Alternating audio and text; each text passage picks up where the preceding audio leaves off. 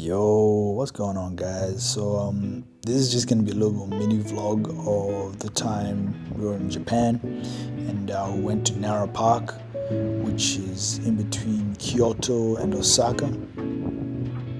And yeah, this park is considered sacred, and the deers there also have like a symbolic meaning. They're pretty much just everywhere. And apparently, the Shinto deity is believed to have arrived in Nara Park riding a white deer, and for centuries regarded as divine messengers and were protected by law. And yeah, I wasn't able to grab footage, but the deers can actually bow, which is pretty cool. And yeah, at this moment in time, we're just walking over to meet up with one of our mates. So this is pretty much just like the entrance walk into the main features of the park. Just kind of look around. As you can see, it's a very family-orientated place. So yeah, if you've got a family, it's a great place to come through. Or even if you're just with your friends, perfect. And yeah, no, it's a very nice park. And yeah, the deers are pretty chill. And yeah, very, very friendly, I would say, for the most part. I would say, yeah, we did notice that, you're allowed to feed them, but there's certain biscuits that you should give them. And it's crazy, we saw this one lady just being mauled by these deers. We're like, what the heck? So yeah, guys, this park is pretty huge. It covers over 6,000 hectares and making it much larger than many visitors expect. And yeah, this is just like the top view of what it looks like once you climb to the highest point. It's one of Japan's oldest parks, and it was officially established in 1880, making it one of the oldest parks in Japan. Yeah, although the weather was not in our favor, I'm not gonna lie, it was great. Still could walk.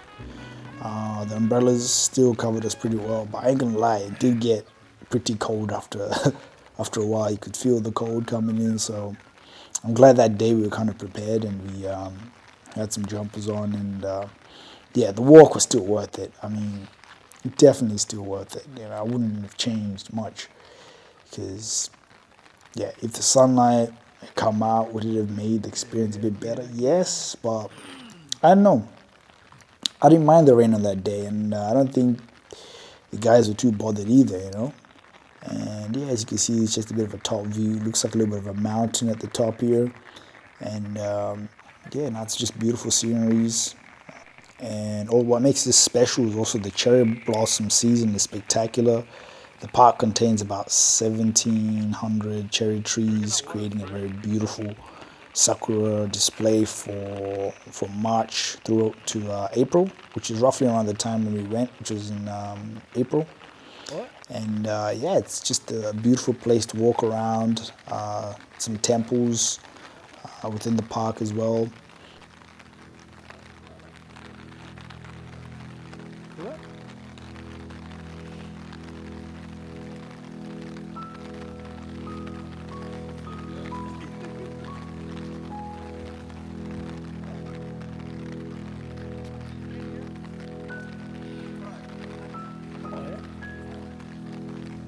Was it?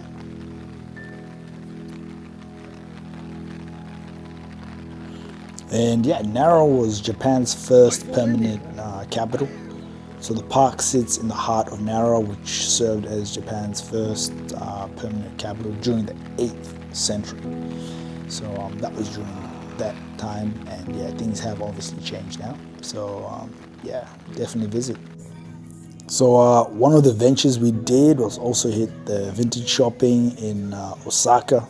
And yeah, I mean, the scenery here is freaking awesome, guys. Like, you got the American denim, the band t-shirts, leather jackets, sneakers, 80s and 90s, the Y2K fashion. So everything you need is just there, in that area where you can do vintage shopping, which is called Amerikumura, which is American Village. So yeah, so pretty much this emerged in the 1970s, and yeah, it's just notable for street fashion, vintage shops, cafes, and live music. So as you can tell, the nickname American Village reflects this early US cultural influence over time. It evolved into the hub of Osaka's youth, the artists and musicians blending with the Western trends, with the local creativity. So yeah, it's pretty nice, man. It's pretty nice. Yeah, as you can see right there, I'm just sussing out their t-shirts, and this one, funny enough, says, yeah, Texas proud, man. So shout out to all my Texans out there, and this one is for you out there. I didn't end up getting it, but yeah, it did look pretty nice. It did look pretty nice. And yeah, the colors were absolutely vibrant here, guys. You can see how they're trying to do like a whole color coding thing, like from all the blue to the green to the orange, red. So yeah, they do pretty well over here. And yeah, now this was just like the daytime. We're walking in Osaka, just like the main city central, and yeah, the shops are absolutely crazy here, guys. They go all out. I mean, you pretty much find most of the things you want. All your designer stores, Uniqlo, all that type of stuff. You find it here. You just have to take the time, walk around the city. And one thing I can say is, yeah, it's very organized. In terms of traffic in Osaka isn't too bad because half of the people just use public transport. So if you have a car, it's great and all, but yeah, traffic is not going to be one of your biggest problems here, guys. You have no issues if you decide to rent a car. But they do make it a little bit pricier. But trust, if you're there for about like 2-3 weeks, I would say it helps to have a car. But for the most part, yeah, public transport will be easier. And it is an experience, learning how to use Japanese public transport. They do try and make it easy. Like most of the things, it's all been converted to English, so you can kind of tell like where to go next. Yeah, it's just a matter of you don't want to be going anywhere in a rush. Just try to leave an hour or 2-3 hours before, so if anything happens, if you get lost, you've got enough time to retrack your steps and get back on track. So yeah, now we're just walking around inside the mall. Yeah, pretty chill. Everything's very clean, very, very organized, and you could definitely tell like you're in a different country, in a different place, different atmosphere, and yeah, it's definitely a trip I'll do again, and yeah.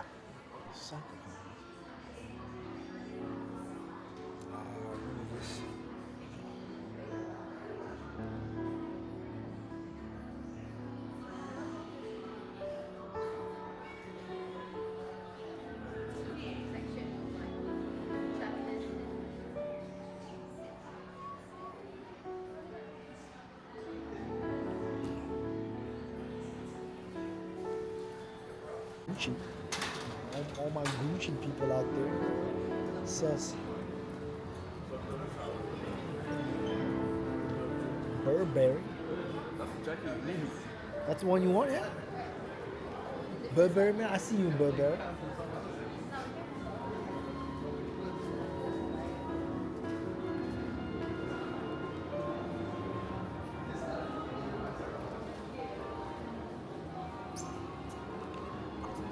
And yeah, just the nighttime views are pretty cool here because, yeah, just the organization here and the cleanliness is what makes it just a joy just to walk around at nighttime. And I'll say the city looks better at night. Like it's crazy. Like the city, Osaka is just so much more beautiful at nighttime because all the lights come out, and yeah, it's just a beautiful place, to be honest. And if you compare it to Tokyo, Tokyo has more to offer, but the part where Osaka has just a little bit of an edge is it's not as busy. It's not as busy. And you can actually have time to, think, compose yourself. Where, yeah, in Tokyo, it's just fast paced, tourists everywhere. And yeah, you need to be mentally prepared. It's like, I think Osaka is like a good, startup. It gets you prepared. Once you reach Tokyo, yeah, this is for. And but yeah, as you can see, it's just beautiful walk. All the shops there, Puma around the corner there, and yeah, just beautiful scenery at nighttime.